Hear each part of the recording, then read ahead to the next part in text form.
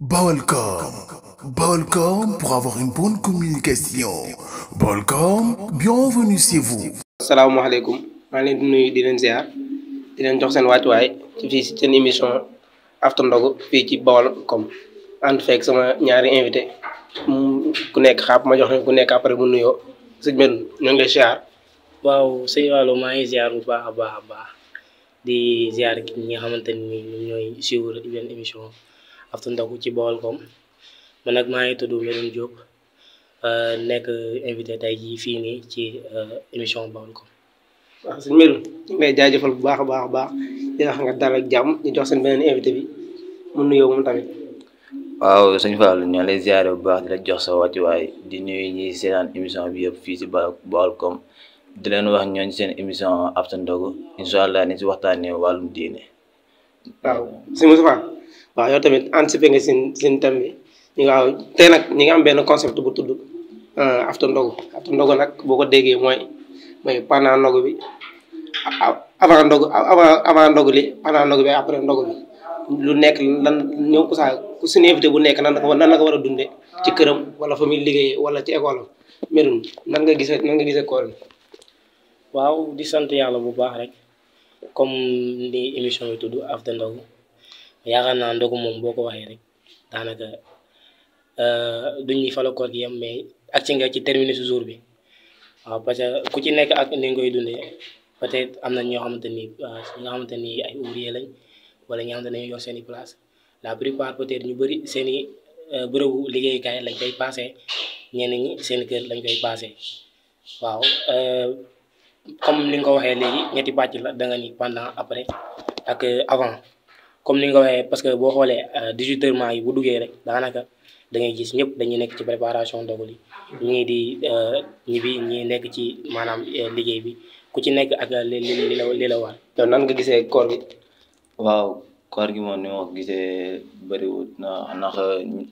ñëpp bokkuñu am ñoo xam ne ñii ay ouvrier ne ñii ay élève ne ñii seeni bureau mais koor gi comme ni ko sama naataango bi waxee Medoune boo xasee ba dugg si 18 heures 19 heures boobu yaa ngi si phase jeexal lii bi ndogu bi mooy loolu mais après tamit bu lii bi jeexee bu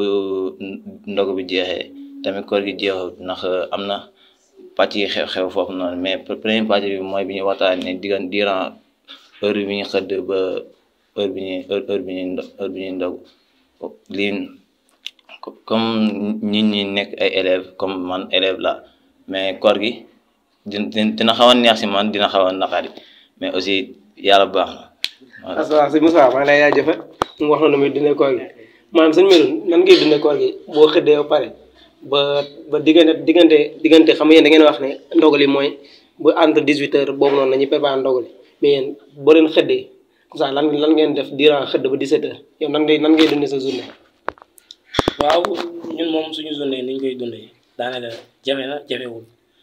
parce que wax nga ko léegi après boo xëddee ba pare daanaka fajar gi day dugg dañuy jàkk nga gis jàkk yi dañuy salaatu maanaam diggante boobu noonu tëddaat xaju fa wala yenn kii xaju fa maanaam li ngay def mooy xaar ba gars yi jàkk ji salaatu ñu julli nga julli suba daanaka boo julliwaatee suba tamit waaw peut-être am na si ñoo xamante ni mën nañu amaat temps pour noppalu mais man comme man li nga xamante nii moom mooy sama maam nan laa koy dundee man période boobu noonu du nekk loo xamante ni damay amaat temps pour toogaat wala pour tëddaat damay jóg dem sama place liggéey parce que daanaka man journée bi yëpp dama koy sama marché laa koy passé sama place waaw bu ma xasee ba julli fajar ba pare daanaka ay 7 heures damay xëy su ma xëyee maa ngi sama place sama atelier ci laay liggéey fa laay nekk ba 18 heures laa fay quitté waat pour ñibbi waaw foofu daal laay nekk des fois nag dina xaw a métti concept bi dina xaw a métti tuuti par rapport ak job bi et tout ça xam nga marché moom daanaka nekkul lu yomb xëy maanaam di dem marché ak ñëwaat rek nekkul lu yomb waxatuma la nga nekk fa pendant ay heures ba di maanaam pendant ay heures di fa daan sa doole waaw loolu nekk na lu métti trop mais sant yàlla quand même. waaw alhamdulilah comme ni nga ko waxee sant yàlla mais pendant boobu noonu yan jafe-jafe ngay jàkkoonteeg maanaam clients yi wala yow sa comme ça yow nan ngay dundee koor quoi nan nga koy yéege ak jafe-jafe clients yi jënd ak jaay beeg marché ak bruit bi nan nga koy dundee ak koor gi. waaw daanaka du doon lu metti carrément parce que bu ñu xasee ba ñëw ci place bi ñun bu ñu tëjee daanaka dañuy bouger bëriwul parce que ñun boo xoolee ay accessoires la ñuy jaay ak ay téléphone client day ñëw si ñun ni bëgg na téléphone nangam ñu waxtaan bu ñu ko amee dañuy waxtaan ak moom bu jubóo ci prix jaay ko buñ ko amul tamit dañuy am suñuy naataango yoo xamante ne dañuy nekk ci marché bi wala fi ñuy jëndee ay prix en gros foofu la ñuy jéem a contacter xool nan la ñuy def bu dee am na ko ñu xool nan la ñuy def ba mu ñëw waaw des fois tamit nga am problème nga am jafe-jafe comme tey ñi nga xamante ne yoruñu benn place ay place lañu yor waaw ñii ñooy occupé wàllum jënd ak jaay bi ñii ñooy occupé wàllum réparation parce que am nañ place boo xamante ni moom ci réparation kese lay def typiquement réparé lay def donc des fois nga am client bu ñëw am benn panne ni téléphone am daa panne lii ak lii léegi da nga koy orienté directement ci place boobu noonu des fois nag moom ay jafe-jafe parce que des fois nit ci panne loo xamante ni maanaam yow kii bi nga nekk moom noonu lii bi nga nekk foofu noonu matériel bi nga war a réparé du ko am léegi il fallait que nga jénn bi marché bi xaw a bouger tuuti xaw a dox lu sori pour dem jëndi soit maanaam li mu panne pour defaral ko wala dara des fois dina metti foofu noonu tuuti surtout naaj bu tàng parce que en général ñun dañu seetlu nii maanaam durant ba koor yi commencé ba léegi nii ñun bu client yi ba la ñoo gën a mën a bëri ci place bi rek 2 heures day jot 2 heures bi ba 3 heures 4 heures heure boobu daanaka ñu ci bëri dañ leen tëdd noppal mais ñun heure boobu noonu la suñuy mën naa ne la suñuy liggéey di gën a commencé heure boobu ngay nekk ci maanaam réparation yi jug dem jëli ma pièce bi ñëw ñëw def lii ñëw teg parce que heure boobu noonu man damay seetlu peut-être am na si ñoo xam ne peut-être ñoo bokk marché bi da ngay gis ñooñu dañuy noppalu toog seen base noonu mais yow heure boobu maanaam la sa liggéey di gën a méttee ngay gën a commencé ngay nekk ci yenn service yu ndaw yi waaw loolu daal moom mooy jafe-jafe yi nga xamante ni des fois ñu jànkonte ko tuuti ci marché bi. waaw sëñ Mariam jërëjëf ci leeral yi lii dinañu permettre que ñi xam maanaam comme ça ñu féete côté marché nan nañu dundee koor gi ak jafe-jafe yi ñu am yooyu noonu te dañoo am ñaari invité yoo xam ne dañoo différent kii élève la kii day liggéey marché léegi Moustapha yow nan ngeen dundee koor gi en tant que waa maa ngay dem école diggante xëdd ba après boo demee école nan ngeen koy dundee quoi ak yan jafe-jafe ngeen am école par rapport ak koor gi. waaw suñu Fallou jafe-jafe yi dina métti jafe-jafe yi métti na trop parce que yenn saa yi da ngay xëdd bëgg tëdd ñu yeela 6 heures wala 7 heures nga jug jàngi heure boobu dina xaw a jafe comme ça boo bëggee nelaw yenn saa yi da ngay biddanti te da ngay tardé école mooy loolu yenn saa yi ngay profité boo xëddee pare da ngay doogay toog xaar julli boo suusar ngay xëddee waaw mooy loolu yenn saa yi day métti waaye nga xëddee lu bëri te mu ngaa burle da ngay mujjee toog xaar julli jot 6 heures nga jug sangu dem école te boo demee école tamit mooy yenn cours yi yàlla bu tombé nga am EPS boo demee daw affaire yow li nga xëddee moom pare na ci koor gi journée bi yëpp yaaxul noo ko tenir mu metti yenn cours yi da ngay dem toog cours di nelaw yenn profil yi wax doo ci xam dara di expliquer mooy loolu koor gi daal école metti na trop tamit xam nga koor njaareem ni mel koor njaareem neexut metti na trop tàng na aussi da ngay dem école tàngoor bi profil de yenn saa yi am na profil yoo xam ne dañ lay comprendre am na profil yoo xam ne moom seen xadar moo la mënta may élèves yi tëdd si table yeeg yooyu noonu dañuy yenn saa yi dañuy occasion sax daqaale la daqal cours bi nga toog si biir metti na trop ça may loolu. jaajëf suñu kase comme ni nga ko waxee kii nu mu koy dundee ci marché bi ak kii nu mu koy dundee ci école ba waaw loolu la en grosso modo loolu mooy émission bi loolu day tax ñu permettre ku nekk lieu ba nga nekk ak fa nga nekk ñu mën a xam nan ngay dundee koor gi nan yan jafe-jafe nga ci am yan point positif la am yan point négatif la am léegi si mbirum ñu lay laaj yow lan nga jàpp ne moom mooy yàq koor. waaw koor moom li koy yàq daanaka maanaam day jekk ci lu tuuti te maanaam day jekk ci loo xamante ne nit mën na ko xeeb alors que mën na yàqu koor parce que li nga xamante ni mooy yàqu koor carrément da ngay gis maanaam comme concept bi ñu nekk tey jii nii mën nga nekk ci bërëb boo xamante ni day bëri nit peut-être maanaam am na ci loo xamante ni maanaam baaxoowuñ ko maanaam nekkul loo xamante ni nangu nañ ko ci koor donte bu dee araamul carrément sax waaye bëgguñ ko ci koor comme koor di carte wala ngay koor maanaam di nekk ci yenn ndaje yoo xamante ni maanaam lu ne mën na faa xewee surtout côté école yi peut-être mën naa ko bañ a maîtriser bu baax sax mais da ngay gis yenn école yoo xamante ni benn moment bi bu ñu amee intercalé wala daal da ngay gis jotaay à chaque fois jotaay góor ak jigéen. parce que loolu même bu koy même bu ko mënul yàq à 100% sax lay yàqu koor gi mën na juddoo ci jotaay yooyu noonu. ba tax na yooyu moo tax na lu bëri da ngay gis maanaam sa diine dala koy aaye dala aaye ngay nga woor di daje ci ay jotaay yu mel ni jotaay yoo xamante ne nii day am ay góor ay jigéen ay sumbaxloo ay jotaay fi ñuy garde wala jotaay parce que jotaay moom jotaay la rek parce que ñaari nit ba ñett yu daje moom waaw surtout jamono ji ñu nekk maanaam maanu dafa yombul. parce que dañuy koor maanaam même bu dul koor sax dañuy maanaam wax ci nit lu maanaam lu ñaaw rek loolu rek l'islam da koo bañ bëgg ko saakatuma laaj ñu nekk koor parce que koor bu ñuy koor dañuy yow sa jëmm yëpp da nga war a woor maanaam li ko dalee sa cat karaw ba ci sa wewu tànk yëpp dafa war a woor maanaam woor du jaageen que ni maanaam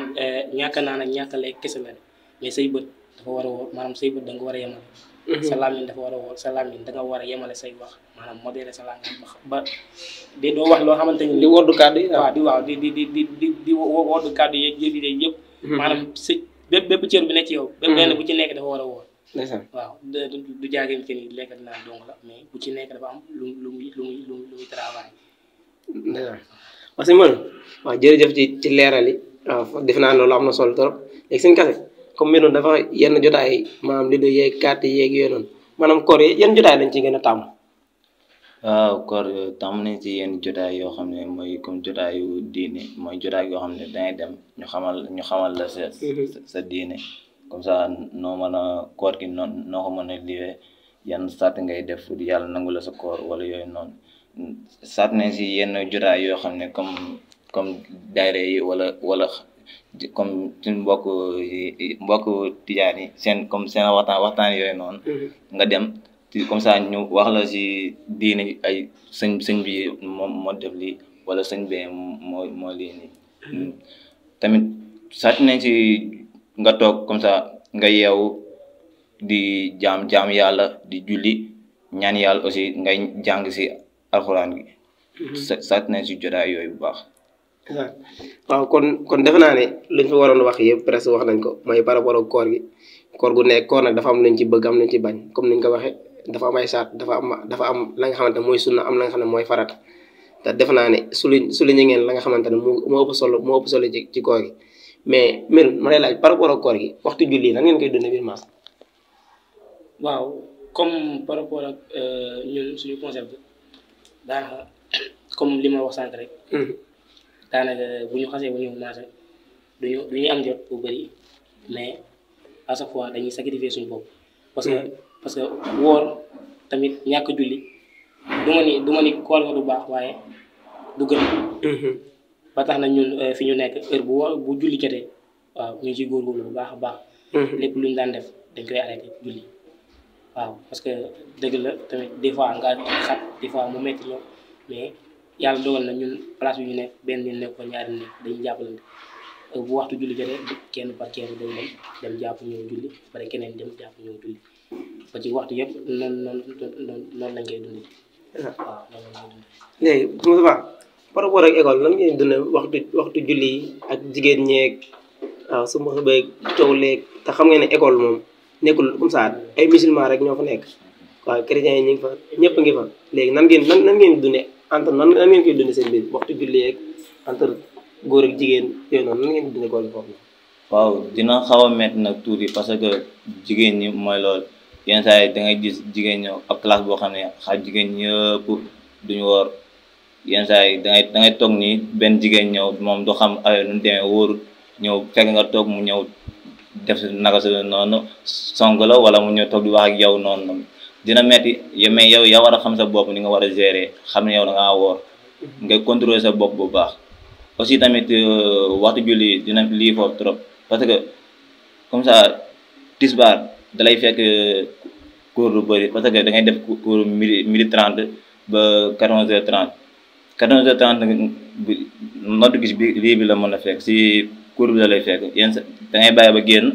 nga lii mais yenn saa yi parce que boo xoolee école yu bëri 14h30 boo war a duggaat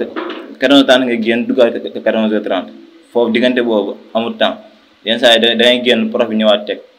boo yenn saa yi di nga ci am benn prof boo xam ne moom dina mën a comprendre ne élève bi de daa war a julli wala yow élève bi nga dem ba si prof bi ne ko monsieur nanga damaa war a dem julli fee doo may quelque temps nga lii ko moom dina la li nga dem mais aussi bu la neexee tamit nga bàyyi ba boo wàccee 16h30 nga dem sa seen kër nga fay 2h bi julli à 5h bi ñun moom benn waxtu la am école muy tisbaar parce que tisbaar lu bëri si livre la ñuy fekk si cours bi la ñuy fekk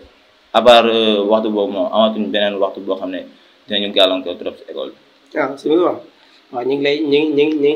ngi bëgg ci yow waaw di la jaajëfal tamit ci leeral yi parce que ñun nekkuñ ci école ba yaa ngi ñuy leeral carrément la moo xew ci école ba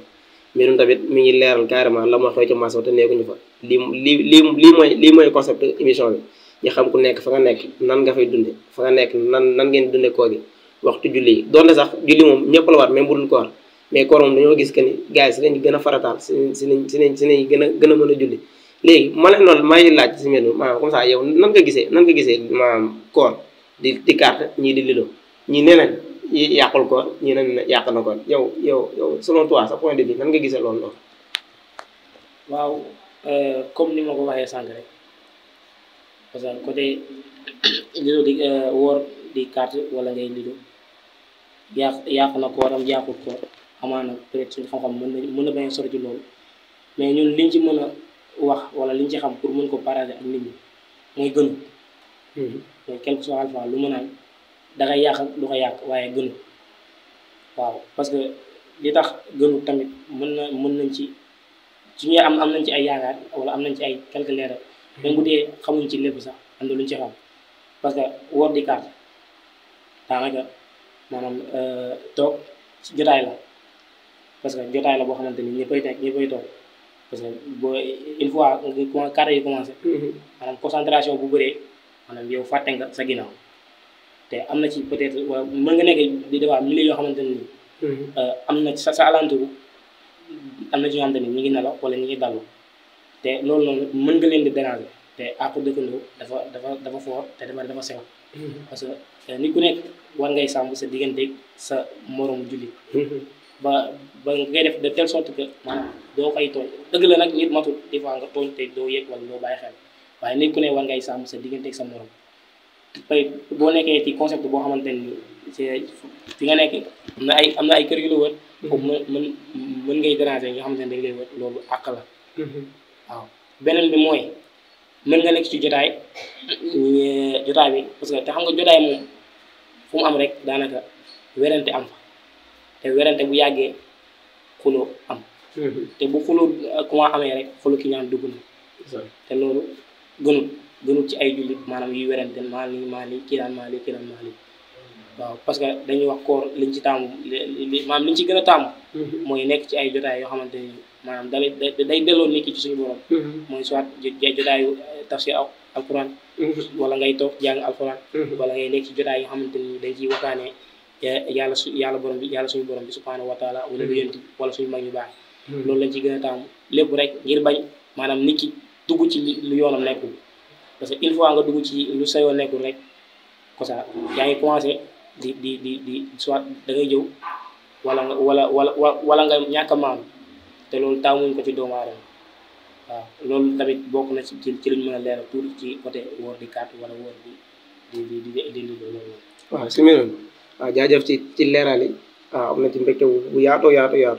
di la dégg ngay wax ndeysaan suñu sama maanaam comme ça lu meloon wax ne nit nuyu la ngay jëw xuloo wee noonu ça selon toi yow comme ça yow nit nan la war a dundee koor gi ba dugg ci détail yooyu noonu du carte du lido du def dara yow nan la ko war a dundee quoi nit waaw suñu fàllu nit yi boo wooree danga war a xam carrément yow danga woor parce que yenn lieu yow waroo see toog comme ça lieu comme ni nga ko waxee lieu boo xam ne da ngay dem carte ji lieu boo xam ne da ngay dem di lido lieu yooyu dañ ko war a sori bu baax parce que lieu yooyu dañ fay dem di comme lido mu nga faa dem di sàcc wala dara carte mun nga faa dem tamit comme ni ko sama naataango bi waxee nit romb la nuyu la yow yaa ngi lii si lido bi déggoo ko moom mën naa jàpp ne comme ça dañ ko nuyu fayu la ak yooyu noonu nit boo wooree nga xam ne da ngaa woor nga soli liggéey yu baax nga toog si liggéey yoo xam ne yow da ngay xam liggéey yu jëmmal sa koor yooyu yoo xam ne da ngay sabab pour yàlla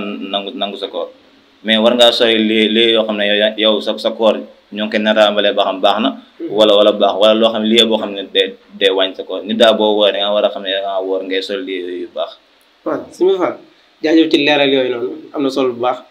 waaw borom bi ma ñu dégg ak topp rek waaw suñu wérul daa mel ne yegg si nañ ci terminé si émission bi léegi la moo nekkoon sa dernier mot. waaw di sant yàlla bu baax encore une fois di rafetlu tamit invité bi ñu invité fii ji ci émission bi Après Ndogu yaakaar naa ni waxtaan nañ ci même donte bu dee waxuñu lépp sax wala xamuñu lépp tamit waaw bëgg nañ tamit bu fekkee xam nga nit moom matul peut-être nit dina juum wala nit dina wax loo xamante ni waaw maîtriser ko waaye daal lépp lu ci am rek di ñaan yàlla mu nekk loo xamante ni waaw bu dee lu baax la ñu jàpp ni ci borom bi subhanahu wa taala la bu dee lu dëng la ñu jàpp ni ci ñun doomu aadama la ndax nit moom matul waaw di rafetlu wax bu baax émission bi di jaajëfal ñëpp waaw loolu laa amoon ci li may wax di leen jaajëfal bu baax. waaw di la waxaat jaajëf di wax bégaat nañ ci bu baax a baax suñu sa la moo nekkoon sa dernier mot ci émission bi. waaw suñu Fallou sama dernier moom mooy di la ziare bu baax di la ziare di jox ñëw wàccuwaay ñu doon seetaan émission bi yëpp maanaam émission bi nga doon def pour sànni weccante yéen ay xalaat la bu nekkee wax nañ fi loo xam ne daa dëng ñoo leen jégalu nga xam ne nit matut suñ juumante bu nekkee tamit wax nañ fi loo xam ne tamit day nga xam ne aussi tamit dañ ko loolu moo sabablu émission bi di la ziare bu baax di nuyu waa télé bi Baolcom di leen ziare waat bu baax di la jox wàcce waat bu baax yow tamit si invité nga mi invité ba doyloo ñu nii pour ñu waxtaan ak ñun si wàllum diine daal ñu la jox sa wàcce waay bu baax. waaw jërëjëf sëñ Moussa di la wax jërëjëf sëñ Medoune di leen wax ne kontaan nañ ci yéen am nañ mbégte mu yaatu boo ko yéen émission bi dañuy sawar lool di leen déglu ngeen di wax la nga xamante ni ndax yéen a nekk sur le terrain yéen a xam carrément que nekk fa nga nekk la nga fay dund ñëw tey leeral nga leen permettre nga ñu kën ñun tamit ñu xam exactement nan ngeen dundee koor gi fa ngeen nekk en gros modo daal dina wax ne waaw bég nañ kontaan nañ di leen jaajëfal dina wax waaw bu beneen yoon bu beneen numéro ci concept After Ndogou ak yeneen invité jaajëf gars yi. Baolcom pour avoir une bonne communication. Baolcom, bienvenue chez vous.